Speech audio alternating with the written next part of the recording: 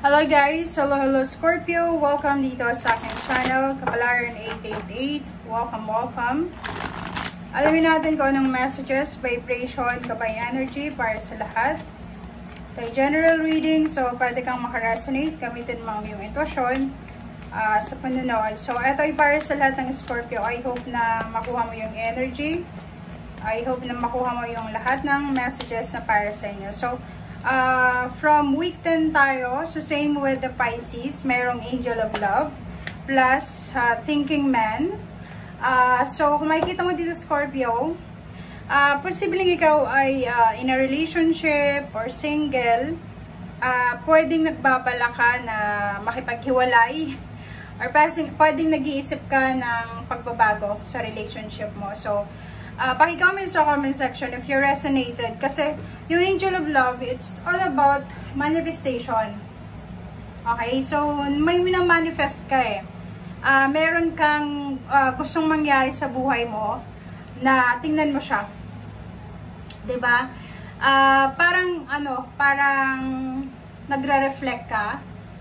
Iniisip mo kung ano yung mga possible na gagawin mo sa usaping relationship. So, it's either single ka or in a relationship. Pwedeng ikaw yung nag-iisip ng problema or pwedeng ikaw yung iniisip. Okay? Pwedeng may nagkakagusto sa'yo or ikaw to na gusto mong magkaroon ng bagong relationship or magkaroon ng bagong minamahal. Okay? So, dito sa baraha mo, nakikita ko na ang dami-dami mong iniisip. Okay? Everyday, maraming pumapasok sa isip mo. Maraming mga hindi mo alam kung bakit pumapasok yan sa isip mo. Masaya ka naman siguro sa love life mo, pero may mga chances, may mga times na parang nababagot ka, naboboring ka, parang gano'n. So, dito sa baraha mo, sinasabi na huwag kang masyadong mag-isip. Okay? Huwag mong masyadong seryosohin yung mga bagay-bagay sa mundo. Okay? Hope and sacral chakra. So, dito sinasabi ng baraha na kailangan mo talagang hanapin yung balanse. Kailangan mong hanapin yung clarity, yung liwanag. Kasi, parang nakikita natin dito, masyado kang nabubulagan. Tama ba yung Tagalog ko? Masyado kang nabubulagan, masyadong hindi mo maintindihan yung mga bagay-bagay. Hindi mo masyadong matantya kung ano ba yung pwedeng gawin, ano ba yung decision making or anything.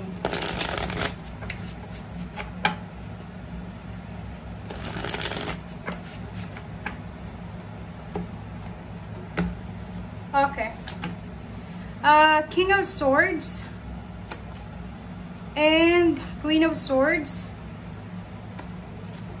and Ace of Pentacles.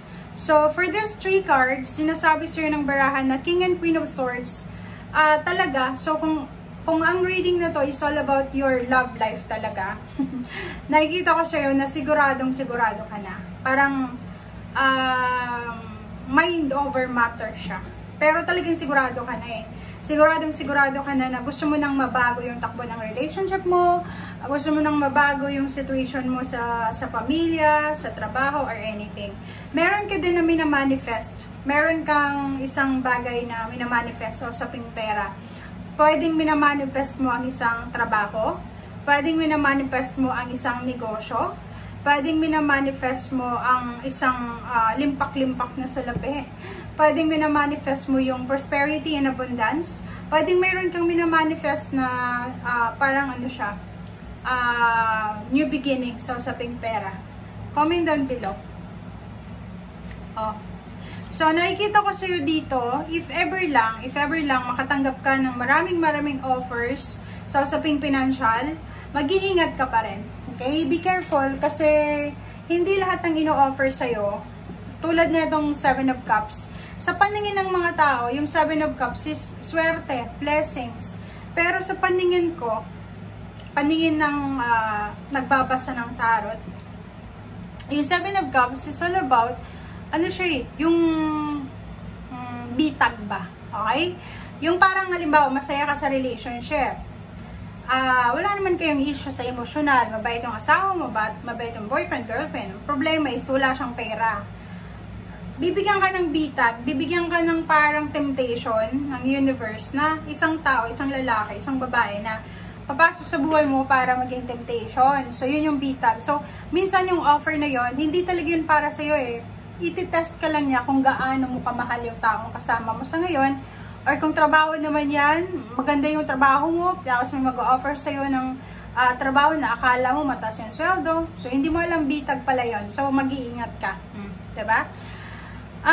Nakikita ko sir dito, be careful sa pakikipag-commit. Yun lang ha. Mag-iingat ka sa pakikipag-commit. Kung halimbawa na ayaw mo na sa kasalukuyan mong karelasyon, kahit masakit sa kanya, sabihin mo. Kasi itong 4 of Cups na to, pwedeng karelasyon mo to, or pwedeng kapamilya, or kung sino man siya, na nakadepende yung buhay niya sa'yo eh. Dependent siya sa'yo eh. Para siyang para siyang isang robot or manika na hindi siya gagalaw hanggat wala kang gagawin. So, dependent ang taong to sa'yo. Sa either water sign, Pisces, Scorpio, and Cancer din siya, or pwedeng masasabi natin Earth signs, Virgo, Capricorn, or Taurus. 7 of Swords, nakikita ko na talagang maraming temptation sa paligid mo.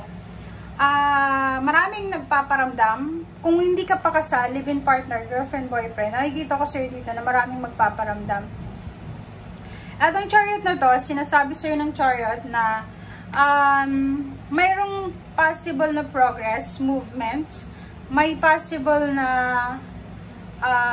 new beginnings ang papasok sa buhay mo. Pero, yung new beginnings na to, yung progress na to, nakadepende yan sa'yo. Like for example, sa relationship nyo, yung feeling mo sa relationship nyo, wala nang progress. Pero sa akala mo lang pala yun. Akala mo lang, walang progress. Dito sa The Chariot, sinasabi na, depende sa kung ano yung pakiramdam mo. 'Di ba? Kasi, baka nag-work out naman yung kapartner mo para maging maayos yung relationship, tapos ikaw talagang ayaw mo na, walang mangyayari dito. So, The Chariot, sinasabi ng baraha,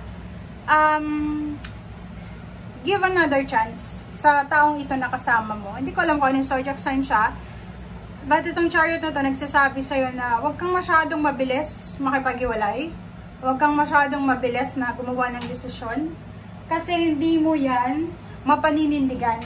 Pwedeng pagsisihan mo yan, pwede din na end of the day, maiiyak ka na lang. Parang, okay, tingnan mo dito sa ilalim mo is King of Rods. So, diba, sa King of Rods, sinasabi sa'yo na mag-focus ka sa financial ngayon, mag-focus ka sa trabaho, mag-focus ka sa tangible things. Huwag kang masyadong nakafocus sa emotion mo. Masyado kang sensitive sa buwan na to, lalo na yung mga Scorpio na in a relationship. So, kailangan yung maging matalino guys sa paghawak ng relationship nyo ngayong linggo ito. Okay? Bye!